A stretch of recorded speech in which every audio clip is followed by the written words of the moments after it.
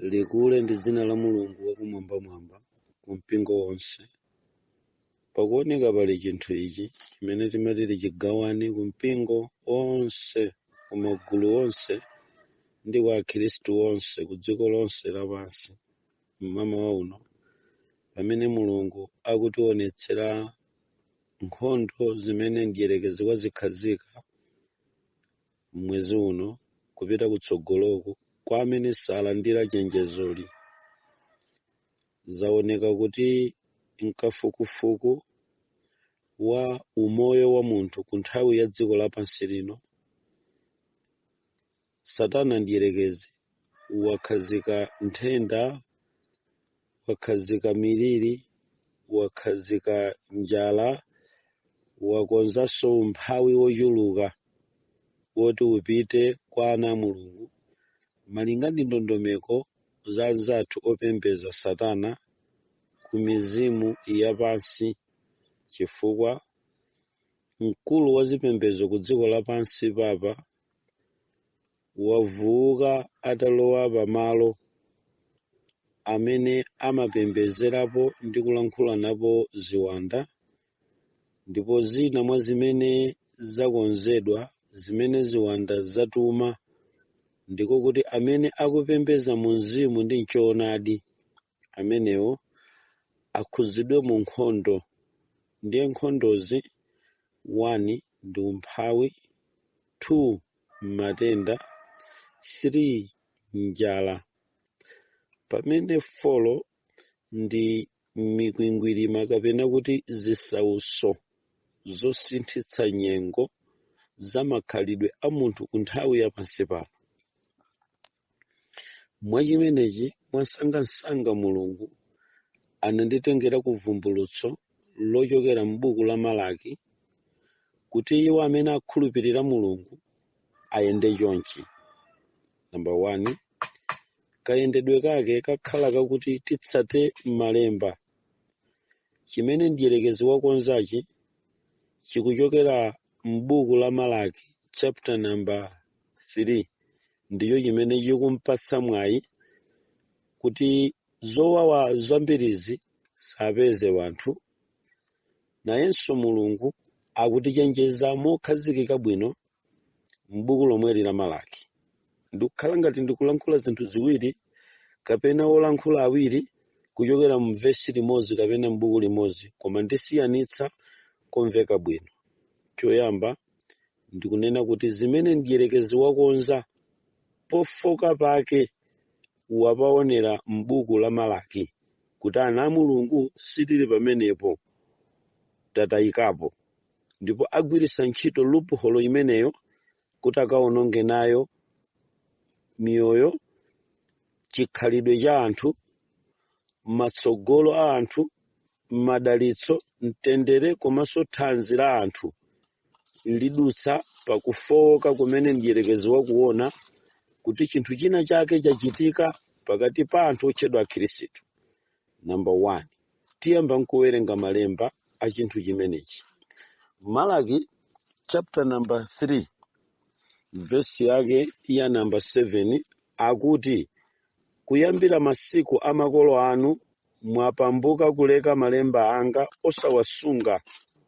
Bwererani kudza kwa ine, ndipo ine ndidzabwerera kwa inu, ati Yehova wamakamu. Koma mukuti, tabwerera motani? Verse number 7, kuyambira masiku a makolo anu mwapambuka kuleka malemba anga osawasunga. Loophole imene mdierekezi wayipeza, imene ati agwiritsire ntchito pamiriri tikuyimva yonseyi kuti ikakhuze mpingo wa Mulungu. Choyamba wayika ndondomeko zowawazi, chifukwa verse number 7 wayipeza mdierekezi kuti kuyambira masiku a makolo athu tapambuka kuleka malemba osawasunga. Chimene Satana wapezerera anthu a Mulungu ndicho 1, kupambuka, kupita padera, kusamuka pa choonadi chakale kuleka osachita malemba komanso osawasunga. Ichi chakhala chifukwa chachikulu ndierekezi chotinenezera chaonekera mumlengalenga kuti anthu ambiri otchedwa akhristu asiya njira zakuyambira kwa makolo awo, asiya original way, asiya ndondomeko yoyamba yokhazikika imene inkapangitsa ana a Mulungu kulandiridwa mapemphero awo, ana a Mulungu kumvedwa kufuula kwawo. Ankamvedwa ana a Mulunguwa chifukwa ankasunga malemba. Koma kambado kapakatikati mu nyengo ya Malaki, malinga ndi kufotokoza kwa verse number 7, Mulungu adakaona katasiya kusunga malemba, kataleka komanso katabwerera osayenda ndi Mulungu. Now, chinthu ichichi mpingo wa Mulungu ndicho chimene tikuchiona kuti pa verse number 7 zikutibweretsera mpungwepungwe wakuti munyengo iyi ya chaka chino ngati ana a Mulungu sakumbukira kubwerera kapena sakumbukira kusunga malemba, saziona okha mmene apambukira, mmene tapatukira, kupatukira kunjira imene Mulungu sanafune kuti ife tikhaleko, kupambukira kumbali. Ngati sitipaona pamene tapambuka ndi kubwerera mbuyo, Satana ndierekezi wagwirisa ntchito kupambukako, kulekako, kubwererako. Ndi kumene Satana wachitanako chidwi ndi kuona kuti apapa mpamene paola khola kuti ndibweretse miliri ndi mavuto. Vesi limeneli likunena kuti bwererani kudza kwa ine, ndipo ine ndidzabwerera kwa inu, ati Ambuye Yehova wa makamu. Pali lonjezo limene litithandize kupyola miliri imene ikuonekera ya kolera. Pali lonjezo limene litithandize kupyola miliri imene iti ioneke mchaka chimene chiya umphawi, kutha kwa ntchito, kuonongeka kwa mabizinesi. Lonjezo limene litithandize kuti tikatetezedwe mu zinthu izizi. Number 1 akuti bwererani kudza kwa ine, ndipo ineyo ndidzabwerera. Tsono lonjezo lakuti Mulungu akunena ndi inu ndi ine kuti ndidzabwerera akutanthauza kubwezeretsa chikondi chimene chikutayika, chimene chasowa chifukwa chakuleka kuyenda munjira za malemba ndi kusunga malemba, kusiya kuyenda njira zimene makolo athu adayenda ndi kuleka kusunga malemba. Now, pamene tibwerera kudza kwa iye, iyeyo akutilonjeza kuti adzabwereranso kwa ife. Chinthu chimene chikuonekera mu verse number 7 chapereka mpata waukulu kwambiri, popeza ambiri a ife tapambuka, taleka, sitidasunge malemba. Ndiye popeza chaonereredwera kwa ife kuti taonani anthu awa sakusunga malemba, taonani anthu awa aleka kuyenda njira za makolo awo. Akamanena kuti njira za makolo, Yesu Khristu mfumu ya mafumu pamodzi ndi Atate wathu amatilunjikitsa ku chilamulo cha Yehova chimene chidali njira yoyendamo anthu pakumvera Yehova ndi ulendo wowayendetsa anthu kukafikitsa mu ufumu wa Mulungu. Ndakunena kuti pali funso limene ife anthu tikuzifunsa, akuti kodi mukuti tibwerere motani? Verse number 8, kodi munthu adzalanda za Mulungu? Ndipo inu mundilanda ine, koma mukuti takulandani zotani? Limodzi la magawo 10 ndi zopereka. So verse number 8 ikunena kuti kodi munthu adzalanda za Mulungu? Funso ndilo limene likufunsidwa. Sono ndimafuna kuti chinthu chimenechi chikamveke bwino, chifukwa ndondomeko imene imafotokozedwa apa, chapter chimenechi kwambiri chimanena za chakhumi chimene ana a Mulungu adaleka kuchipereka ku nyumba ya Mulungu. Malinga nkuti pakatipo tisayiwale kuti padabuka kachisokonezo kamene kadapangitsa kuti mpingo wa Mulungu utayike kanyengo ka Tobiya kuchoka m'buku la Nehemaya, mmene akuba amene Mulungu sadawasankhe adakalowerera chuma cha Yehova nikutenga mipando imene padafunika pakhale Mulungu nkukhalapo wanthu wochoka mwa anthu amene Mulungu sadaloze chala chawo. Mwa ichi padapezeka magapu akulu amene adapangitsa kufoka. Mwa kulongosola kwa Bible kukuonesa kuti kulanda zinthu za Mulungu kudabwera chifukwa Mulungu adalamulira kuti zimene munthu azipeza azibwera nazo ku nyumba ya Yehova, mwa njira ina azipereka chakhumi ngati ndondomeko ndi njira yowapangitsa anthu kusapambuka njira. Now ichichi ndimafuna pochipereka chimveke chichewa chabwino kwa inu kuti kuleka kupereka chakhumi kubweretsa zimene Yehova wayitanitsa ku nyumba ya Mulungu kumampanga ngakhale utavomera kuyitanidwa, koma ngati ukulephera kubweretsa zimene Yehova akuyitanitsa, ndiye kuti ukupambuka pa njira. Ndiye kupambuka pa njira kumeneku kusabweretsa zimene Yehova wakupatsa nuziperekanso kwa Mulungu kupyolera mu zigawo zosiyanasiyana za maperekedwe ana a Mulungu. Ichichi chikutipatsa chithunzi cha kupambukapo pa njira, chifukwa idali njira imene ankayenda makolo athu kuti akafike ku mdalitso. Destiny ya ana a Israeli imakoyeza ku madalitso, koma mapazi amene amaponda ndi kumvetsetsa ndi kupereka zimene Yehova wayitanitsa zibwere kwa Mulungu. Naye Mulungu ankachiona kukhala chinthu chopambana kuchinjiriza ndi kudalitsa, kuyendetsa ana a Mulungu ni kukondwera kuti akuyenda bwino. Chikadakhala kuti kubweretsa zimene Yehova wayitanitsa chidali chinthu chakuti munthu akhoza kupanga mmene angafunire, sikukadabwera verse number 7 ya chapter number 3 cha Malaki kupita m'musi kukazuzula kuti kuyambira masiku a makolo anu mwapambuka kuleka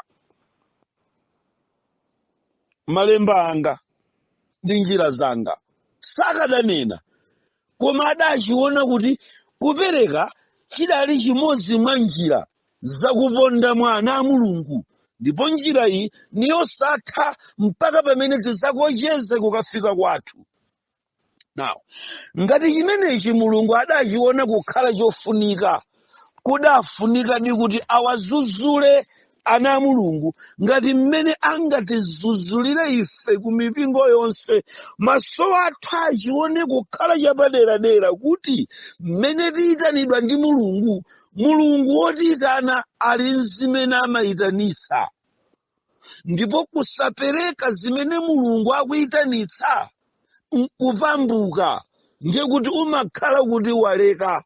Vuto lakuti ambiri aife timasamalira malemba, timasamalira ndondomeko za zipembedzo zosiyanasiyana, koma kukhuzika ni kuwerengera one by one ku mdalitso umene Mulungu amatipatsa, ndi kudziwa zoyenera kudya ife ndi kudziwa zosayenera kudya ife, ni matenda akulu pakati pa wanthu osokosa pa social media, ni matenda akulu pakati pa wanthu ophokosera pa nyimbo zoyimbidwa, wophokosera mzipembezo. Ni nthenda yayikulu kwambiri imene nthenda imeneyi ndiyo imene mdierekezi mzokambirana zawo waona kuti pali chitseko chachikulu kwambiri choti nilowere kuti miliri ikagwire ntchito pakati pana Mulungu.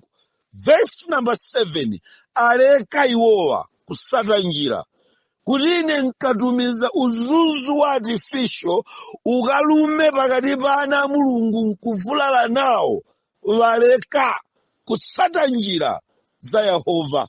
Chimene wapanga Satanayo ndi kumangowalitsa matalente amene Mulungu adatipatsa, koma tikupambuka pa njira osatsata malembawo. Wachiona kuti mpingo wa Mulungu uvulala. Mawa uno tamverani chinjirizo number 1, mankhwala wakulu amene tikuyenera ife kuchita kuti tikapulumuke kuzikhwacha-khwacha zikwanje za magazi zopakidwa mphutu za nyumba yathu, anyamata nzanga achilomwe kumwera mpaka kuzungulira zigawo izo. Chaka chino nchimene anachikonza wajama paka zopakapaka m'makomo kuti chiyambe kutulusa zipaso zake. Sopano legislation ya makomo aja zosalira zache zikuyenera kuyamba kuoneka, koma kuti tikachita exempt tikazembe tisakakhale nawo pa ndandandawo, atifufute mu legislation yawo ya magazi opakidwa waja zosalira zache. Number 1, munthuyo akhale kuti kuyambira masiku amakolo ake sadapambuke pa njira, ndipo ngati adapambuka ikulonjeza vesi lomwelo kuti bwererani kudza kwa Yehova. Number 1, mubwerera motani? Ndiye funso likuti kodi mudzalanda za Yehova kufikira liti? Sona akati kulanda akutanthauza kuti kudya chinthu chimene sikuyenera kukhala chako. Pa zimene Mulungu amatipatsa adatiyikira muyezo wa zimene tikuyenera kutenga kapena kuzibwezeretsa kwa Yehova. Mind you, be careful. Masiku amiriri ngati ano ziwanda zikuyang'ana magapu malupuho amene ana Mulungu tikuwapanga. Mawa uno pali chenjezo la mtengo wapatali. Verse number 8, kodi munthu adzalanda za Mulungu? Ndipo inu mukuti tinalanda inuyo motani? Ndi akunena kuti limodzi la magawo 10 ndi zopereka. Ana Mulungu limodzi la magawo 10 ndi zopereka. Pano pali mulandu uli pa khoti, wayimirira yekha, waitana wanthu, ndiye pali kuponyerana mafunso. Khoti losausa mtendere pakuti mwapambuka, nakufunsa kuti tapambuka bwanji. Chimachitika ncha anyamatawa anali osunga miyambo ya Chiyuda, ankapitabe kukachisi kukapemphera, sankaleka kulowa mkachisi, samaziona okha kuti adapambuka. Ichi chinchifukwa chimene Mulungu akulankhulira mmawa uno. Ambiri awopembeza sitimaziona tokha kuti tapambuka, timaziyeretsa nkuona kuti tili bwino. Ndiye vanthuwa ankadziona okha kuti ali bwino chifukwa ankatengako zina za chipembedzo, koma atasiya kubweretsa zimene Mulungu amayitanitsa. Tamverani okondedwa, libwereze statement iyi. Danena kuti ni mawu olimba, ndikhulupirira kuti ine ngoyamba kuwalankhula amamveka bwino. Nimati ndipo savuta munthu kuvomerera kuyitanidwa, koma ndi chinthu chovuta kwambiri kupititsa zimene oyitana amayitanitsa. Ambiri tidavomera kuyitanidwa, ambiri tidavomera kuyitanidwa ndi Mulungu, koma timalephera kupereka zimene oyitana amayitanitsa. Tsono udali mulandu, wanivomera kuti unitsata, koma ukukanika kupereka zimene ine ndimayitanitsa. Sindidati mudzibweresa limodzi, wosamva inu mwapambuka dakulira pambuka bwa sono funso ili lakulira pambuka bwanji ndi limene ine ndifuna nchite nalo kuti ni matenda vakulu kwambiri kumapitirizabe kupanga chikhirisitu utalephera kubweresa za chakhumi kumaziona wekha kuti sudapambuke ni matenda anthu ambiri amati palibe kanthu nzapanga koma chikhalireni walinganganga agwirabe maudindo wadakapitiriza kuyimba ulalikira luphunzisa koma asadakwanitse kubweretsa chimene Yehova akuyitanitsa mmawa uno anyamata nzathu akungochoka kumene pa chisime chijamalankhulirana ni ziwanda ku Vatikani nibwereze pamenepo mu Vatikani mu St. Peter's Square muli kachipinda kosausa ku Secret Archive kumene papa wa nyengoyo amalowa nkuponda m'madzi olekeza cha mchunumo ndi amakhala ngati kuti pamenepo akakhala walowa pansi pa madzi wapita pansi pa madzi inka Indian Ocean koma lali ku nyumba ya chipembedzo china cha ku dziko lapansi kumene kuli mtsogoleri wa chikhirisitu cha dziko amene amatchedwa kuti papa ndiye mchipinda chimenechi ku Secret Archive kachipinda akaka nkabodzi mwa zipinda zosausa kamene umayenera kuponda ngati ufuna ulankhula nziwanda Satana amayenera kubwera ndiye mmene waponda mmenemu potuluka walemba document secret document number 1820 imene ikungotuluka pali mfundo ndi ndondomeko zingapo koma mfundo yanichitisa mantha imene yaonekera mu LCD9 ndiye kuti anambira a Mulungu aleka kupanga zoyenera ndipo chinsinsi chakuti matenda ndi miliri imene tikuyigwetsa ku dziko lapansi igwire ntchito ngakhale pa mpingo nkuti anthu amenewa tadulitsire zinthu ndalama yawo isamakwane asapereke chakhumi tiletse zinthu zakumunda asakolole kuti zopereka zisabwere ku nyumba ya Yehova tiononge chilengedwe chithe tikakanika kuti anthu amenewa sakupereka sakubweretsa ku nyumba ya Mulungu sakupereka zopereka zawo ku ndondomeko zoyenera pamenepo tikhala kuti tapanga create kagapu chifukwa kuli malonjezo amene opembeza Satana adawaona m'buku la Malaki tentitsatire ana a Mulungu waopsa kunja tibwerere kwa Mulungu vesi imeneyi ikunena kuti mukuleka ndi kupambuka ndipo mukunena kuti tamulanda Mulungu zinthu zotani sinanga mwaleka kubweretsa limodzi la magawo 10 ndi zopereka verse number 9 mutembereredwa ni temberero pakuti mundilanda ine ndinu mtundu wonse nibwereze chichewa chimveke mutembereredwa ni temberero pakuti mwandilanda ine ndinu kapena kuti inu mtundu wonse mwatembereredwa nawo chimenechi akuchidziwa kuti ni temberero la automatiki lakuti linangochitidwa release limenelo temberero ili sinedwa ibu sinilitenga wa gogo wanga si generation kesi imeneyi si makolo kesi generation chakuti ayi imeneyi si chronology kesi ayi ni temberero lakuti wangolipanga release akayivute nkhondo yayivuta yekha zili ngati kuti mukumva kuti kumphanga walowa Black Mamba amene sakufuna kulavuliridwa ni Black Mamba sapita dala kumphangako nawo Mulungu adangochita release chitemberero chimene munthu amachita kuchipalamula yekha umachita kuchikhuza wekha lero ukulira udandaula sinubereka ine dandaula vana vanga kungomwa zavuta unena zambirimbiri zimene zakugwera masauso akungofika pa tsiku ndi tsiku osakhazikika, waiwala kuti udakapisa wekha kumphanga ya Black Mamba, wekha wakayandikira dala kutemberero, akuti mutembereredwa nalo temberero langokhala lili phe, koma mwachita kukalitokosa. Lotani mwalitokosa? Mwakonda zimene mwapeza, nikufuna kutsatira Mulungu wokuyitanani, koma wosafuna kupereka zimene woyitana amayitanitsa. Kusapereka zoyitanitsa woyitana, Baibulo likuti limenelo mtemberero.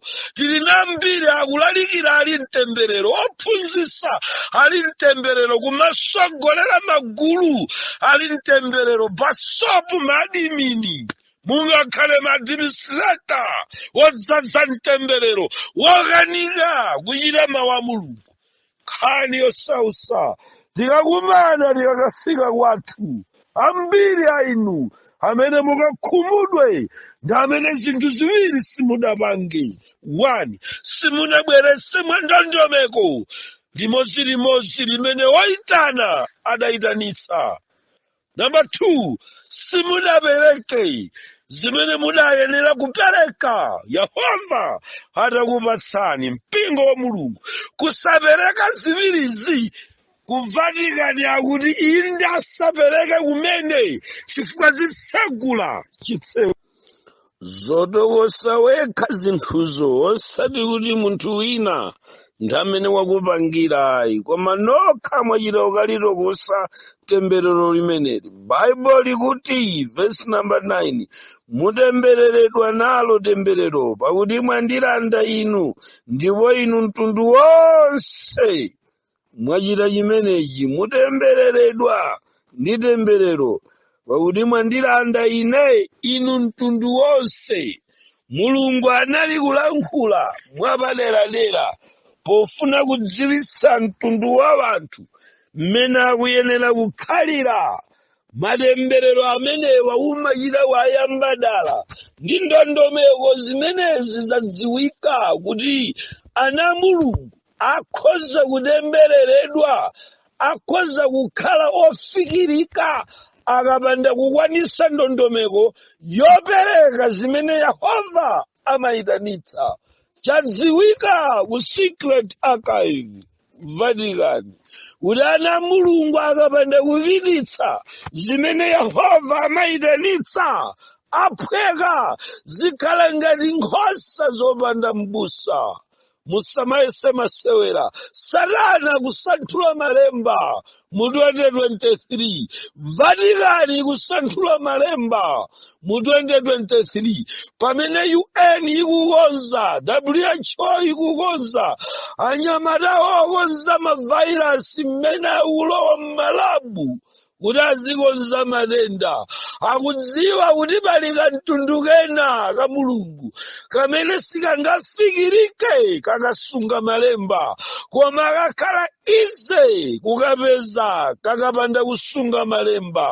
Chilichitika icha, ana Mulungu tamverani, ndi malemba okha amene amakuchita munthu kukakuyika out of reach of children. Tamverani kuti mukakhale out of reach, posafikirika, ndi pamene ana Mulungu akusunga malemba.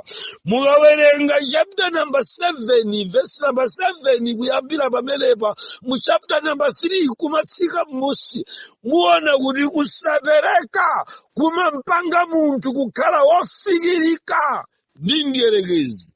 Ndiye n'chifukwa chake kukukonzedwa mavirus. Musadabwe kuti pantunda tasausika, tadwala, tamva umphawi ndi zinthu zina chisawawa.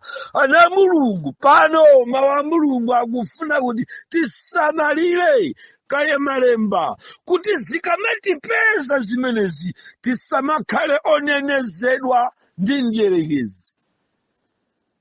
Amayi ndi abambo tamverani, kodi mukudziwa inu kuti kuli masauso onenezeka? kudziko lapansi matenda koma onenezeka, kwakuti chikangoti phacho tupacho kalekale wakumbukira zimene unapanga zolakwika. M'malo mompempha Mulungu ndichiritseni kuyambira pepani. Ndalakwa ine, olakwa nine, ine ni wochimwa, ndinachimwira inu, sindidzapanganso. Khalira ukumbukira mmene unakagwamula ukadwala, matemberero wachita kwatokosa kwana Mulungu. Ndiye kuchokera mukufoma kumeneko dziko layamba kukonza mavairasi a mitundu mchaka chimene chokondedwa. Mwaichi ine ndikufuna kuyika defensive mechanism, verse number 10. Mubwere nalo limodzi la zonse la khumi ku nyumba ya Mulungu, kuti nyumba ya Mulungu mukhale chakudya, ndipo mundiyese nako, ati Yehova Mulungu wa makamu, ngati sindikutsegulirani mazenera akumwamba.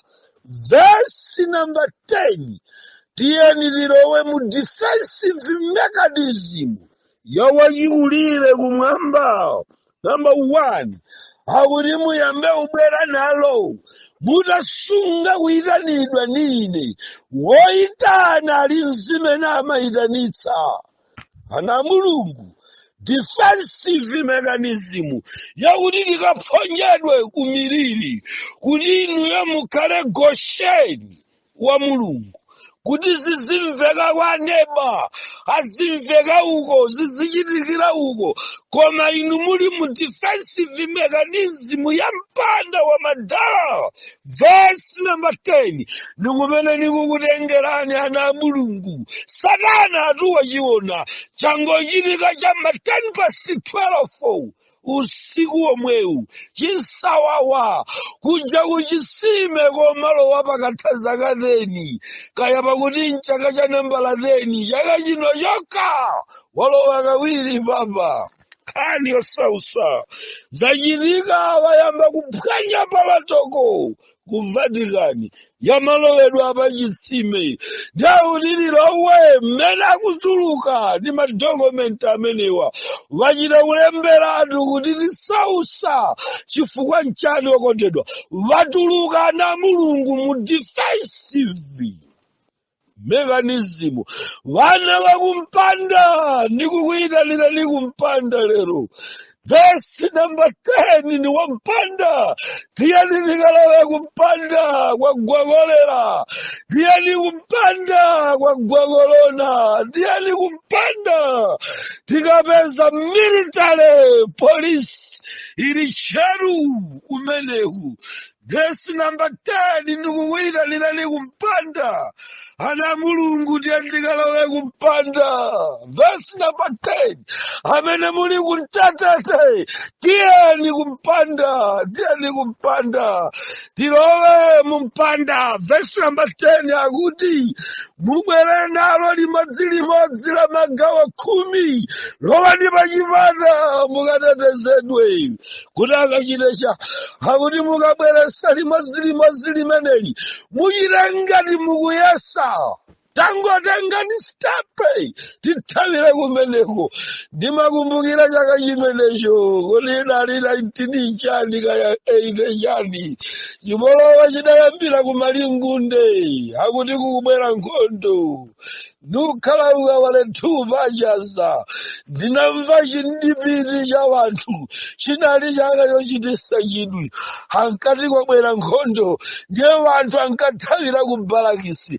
Tili pa khonde ni mchemwali wanga, tidaona chindipiti chonyamula katundu chikutuluka mitunda ya wachisapo, ena kuchokera 36 mwapwetekere kuthawira ku Barakisi. Ife tinkakhala mphete kumene mwachilinde wani mbali mweni mwanga muzubalakisi tinangotikede talowa kubalakisi kudanzaza wanthu ati uthawa nkhondo uthawa chipolowe uthawira umirirale tsiku limenelo limene ndadziwa kuti msilikali ndi wofunika tinkadalira kumpanda wanthu amathawira kumpanda ukamuzubalakisi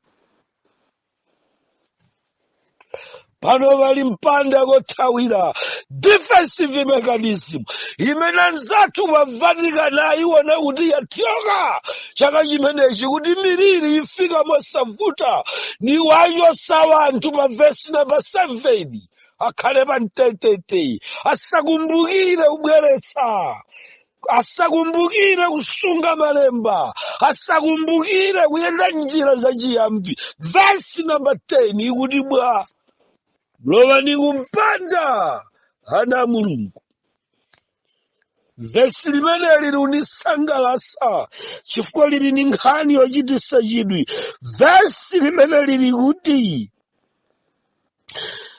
mundiyese nako ati Yehova wamakamu ngati sindikutsegulira ndi zenera ndabwera ndi zenera pano lotseguka lili ndi Mulungu wakumwambamwamba zenera limeneli limangotsegukira iwowa amene achita kanthu mazenerawo amatsekedwa munthu akapanda kusata chilungamo pano pali zenera lotseguka amene alitsegule si munthu watsegula yekha zenera lotulukirako zinthu zabwino wambiri wa ife tikukhala m'manyumba wopanda mazenera ukapanda kupereka chakhumi ndekuti ukugona nyumba yopanda windo no fresh air khani yosausa nukhala popanda fresh air ukalandira makobiri ako akamata 2 days wata chifukwa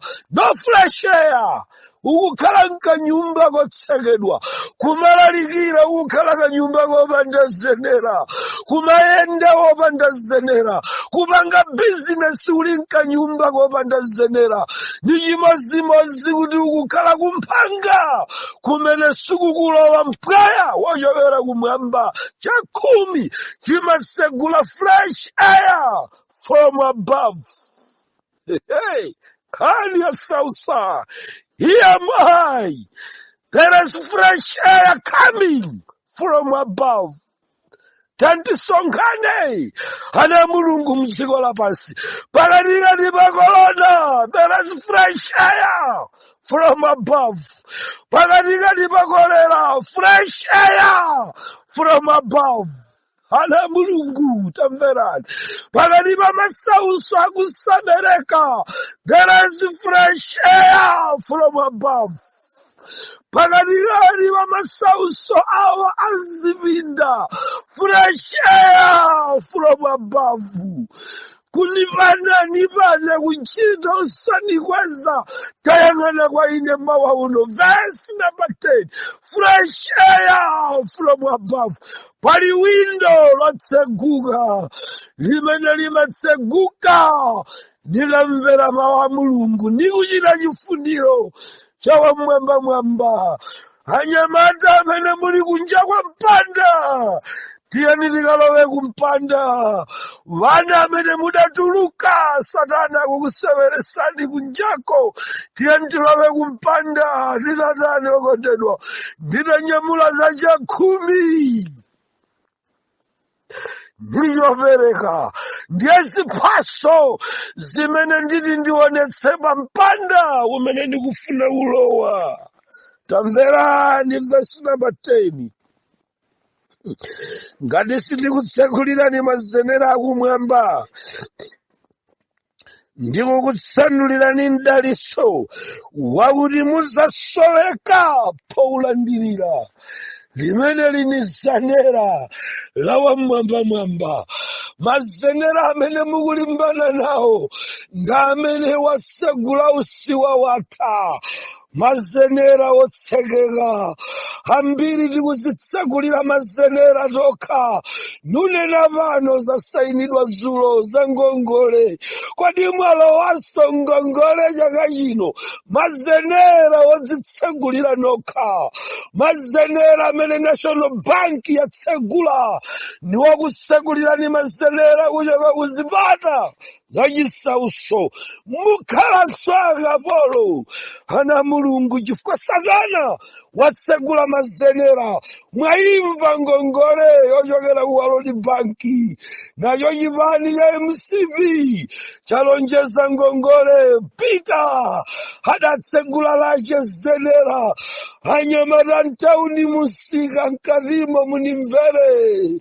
Adwaibwa zanga chairman ya musika siwaje mudati tsogolera ngongole ife. Brother Twai chairman wa musika wose walilongwe unatitsogolera ku ngongole ya DPP linali zenera losakeka. Manyumba wanthu akulandidwa chifukwa chanu okondedwa. Rule of finance ikuzifuna ndalama. Sindinkadziwa kuti linali zenera losegula wanthu. Sekani mazenera amene mabanki akukupasani.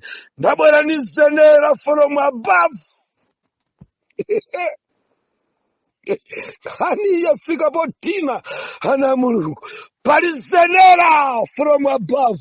Zenera kuchoka kumwamba. Sekani mazenera baking konde. Wena nunena pano adapeza kongongola katapira. Mazenera kudziko lapansi. Mazenera wochoka ku wanthu. Mmene linkatseguka zenera kukukweza. Akuti munkatenga fifite. Pano muli mwayi wokatenga nokha ngongole. Osati apagulu. Akuti kunikweza osadziwa kuti nutsitsidwa. Sukwezedwa tu. Mazenera watsegula wanthu. Ndalama myanda zikulowa ku Malawi. Satana watsegulira mazenera wanthu. Akamatsegula zenera limeneli amalowa pamodzi ndi zingwe zozimanga. Amalowa pamodzi ndi usiwa wa thanzi. Amalowa pamodzi ndi mabibi. Akatsegula zenera la ngongole mabibi kuti pakala ulowa bibi yalowa bwanji. Udatsegula wekha zenera la kudziko. Afuna uzimangirira chifukwa anatsegula yekha zenera. Mawa uno nabwera ndi mawu a Mulungu. Sekani mazenera. Pali zenera from above. Lotsegukira ine. Lotsegukira inu. Tsopano wafika mbanda kuja. Tsopano ndi mbanda kuja tu.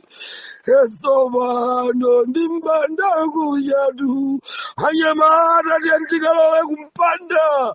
Latseguka zenera limene lisatitekesa. Tenditseke mazenera yawo. Akatsegula mazenera amenewa okondedwa. Mukatsegula mazenera amenewa. Lero anyamata akukanika kulowa musika wa tauni. Yavuta lulo finance. Zinkakhala ngati zaulere apita atapereka. Etisiya ulere ngongoleja. Apolisi patsogolo. Ndinali ndili momo. Muhadiwe anyamata kutawa. Anyamata kutawa. Mena mabwera usaitanisa DPP. Munkaganiza kuti nza DPP ndalama zija. Ai sidali ya DPP. Linali zenera lochokera kundima. Limene likutseguka aberero. Pamene ndikupita kokocheza uthenga umenewu. Ana Mulungu. Mugwadene pansi. Titseke mazenera amene wangongole. Pano ndikufuna pamene mukutseka zenera ili. Titsegule zenera from above. Zenera lotsegulidwa ndi the Almighty. Wamwamba katsegula zenera limenero. Mphepo palibe angatseke. Akazatsegula zenera limenero. Palibe amene angatseke. Nabwera ni zenera pano anyamata inu. Lotseguka la kumwamba. koma masenera yawa tunena pano muli ku banki kakala kuzitsegulira zenera la mtundu wina. Sakani mazenera amenewo tamverani.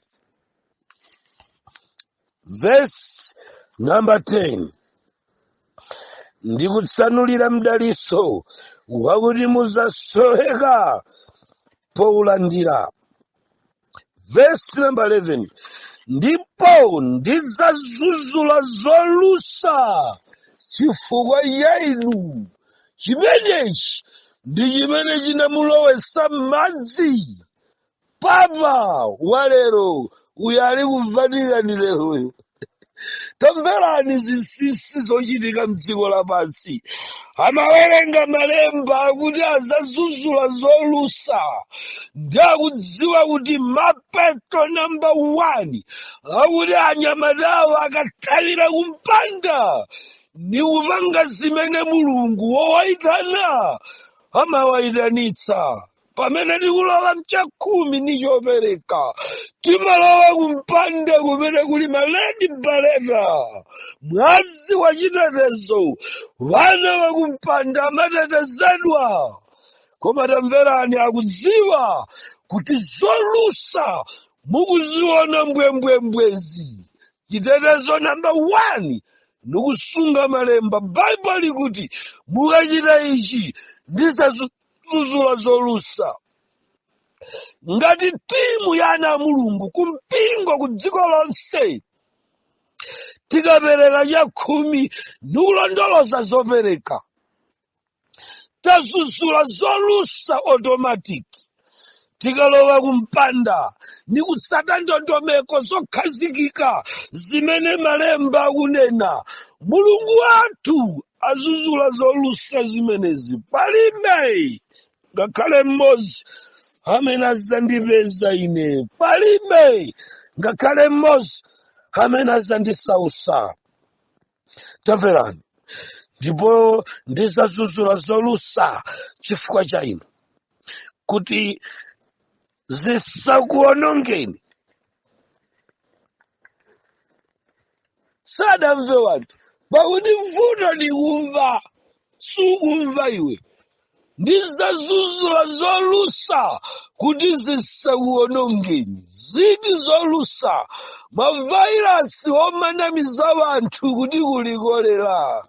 Kolera wanji wokondedwa anyamata voveka yunifomu za bulu ali mkolido, madiribe wali mmanja maokusijene, ali mmanja madiribe amazi. Auda zazuzula zolusa. Wachidalilizi Satana kuchokera kumalabu osiyana. Akuchidalilizi uzuzu zolusa. Yehova azuzula zimenezo. Tiyentithawire kumpanda. Mundilole mmawa uno ndidalekezera yapa. Tagwadani pansi tipemphere. Yehova atizuzulire zolusa. Atizuzulire zolusa. Atizuzulire zolusa. Mulungu wakumwamba, taonani msungwana ndi mnyamata uyu mkati mwa mwezi wa Januwale wayambanso kukafola ni mafomu osayinidwa ni mabanki kuti ngongole ina walowanso gulu lomwe lija.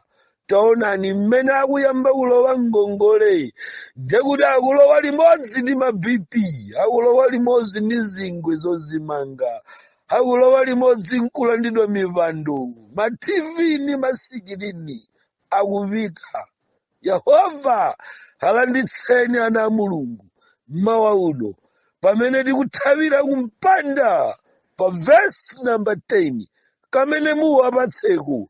Akumbukira kubweza za 10 pamaso pano. Pomwepo Yehova athawira kumpanda kumilitale yapamwamba ya inu. Ndipo zenera la kumwamba lija kutsegukira amenewa. Alanditseni Yehova, kachoseni pa mndandanda wa ngongole. mwachosenso kundandanda umene Satana wakonza kuchokera mwa atsogoleri ena a dziko moperekezana Satana lero kulowa pamadzi m'bandakucha kulowera kuti ana a Mulungu asapereke chakhumi atapanikiza m'mavuto n'cholinga choti zolusa zisazuzulidwe pakati pathu. Lero Yehova atatulukira nawo uthenga mkati mwa pemphero. Yehova Mulungu, tibiseni kungaka ya wamwambamwamba ndi kutitetezera pamene tikuchita malemba aja amene tidawasiya kalekale, nje kuti tikutetezeka kuzolusa ziti, nthenda, miliri, njala, kuvuta kwa makobiri, kudula kwa katundu kochita kupalamula dala, kuti ife tikanike kudyetsa wana amene mudatipatsa, pamenepo tisapereke zimene mumayitanitsa. Tabwera kwa inu Yehova mmawa uno kupereka nkhawa yanga kuti pepani sindachita bwino, ndavomera kubwerera pakuti mwayitanira ndinu wachifundo chosatha. Mwanena nokha pa vesi nambala 8 ndi 9 kuti bwererani kwa ine ndipo ndikubwerera. Tibwerere motani, tipititse limodzi. Yehova anthu awa amene agwada akumbukira pamene adagwera, kuti pamene akubwera kwa inu mwalanditsa kumiliri, mulanditsa zipatso za m'minda yawo, kantchito kaja kamene kamati kathecha kachino mukawonjezera zaka zina, kabizinesi kaja kamene kamagwa mukakweza. Kulipo lomashoni Yehova, mzimayi uyu achoke kuzitumbuwa kapena mwina atakwerako kukaunjika, naye wakaunjika watapitsa muyambe kumpasa mabelo. Yehova wochita ndinu mpaka liti pamene dengu liyero lidzamete pakati pa sungwana waunjikana pa mchesi ukaona nthochi. Mwawombole Yehova kwakweza limene lijanzana adayamba kusenza dengu limeneli mwana wa zaka 20 ali kumbuyo mpaka lero mwana uja kumaliza koleji. Kodi mukumva chisoni Yehova? Mwawombolepo wakweza wapasapena posiyana ni lero. Pemphero langa lifikira olengedwa anu kudziko wakhulupirira inu pamene mukuwakumbutsa malemba mwachita transfer kuchoka mchisauso kwapititsa pabwino. Ndikupemphera mwana wanu mtumiki ukatikati kwa mapiri ozama ngati kuno ndikuti Yehova mverani pemphero langa pamene mukagwira aliyense payekha ndi kumulowetsa kumpanda mutatseka mazenera abaki nkhonde mchaka chathachi mmene timagawana ndalama Disemba nali gwirugwiru wapita mpando. Chaka chino munibwezere mpando wanga, mubwezere kabulazima kanga. Yehova gwirani ntchito ndi kutseka mazenera otsegulidwa ni banki, mazenera amene mabungu atsegula angongole za ulimi ndi zosiyanasiyana. Mwachotse pamenepo mwapititse pena. Wakwagwirira njiuka polo mdierekezi wathu powakhumbiza matumba ndalama za ngongole limene ni zenera limene limalowa pamodzi ndi chingwe chozimanga, limalowa pamodzi MVP, limalowa pamodzi nkudwala, limalowa pamodzi ndi kusowa thanzi. Ambuye Mulungu wakumwambamwamba wakumva pemphero, mulipo wa moyo, mudakweza mwana wanu pa mtanda, munati ndi mikwingwirima yonse tachiritsidwa. Chiritsani ineyo pamene mukuchiritsa Afrika, pamene mukuchiritsa banja lodwala ngongolero, mukuchiritsa banja lodwala matenda, limene matendawa ndi zosalira za miliri yakusachita bwino pakati pawo. Achiritseni Yehova, inu ndinu mchiritsi wochiritsa malingaliro ofowoka, wodalira kungongola. Mwachiritse matenda alikayakaya pa bedi. Mverani pemphero limeneli Yehova mmawa uno. Paka tsiku limenelo mpaka tsiku limenelo, mpaka tsiku limenelo, mpaka tsiku limenelo. Amen.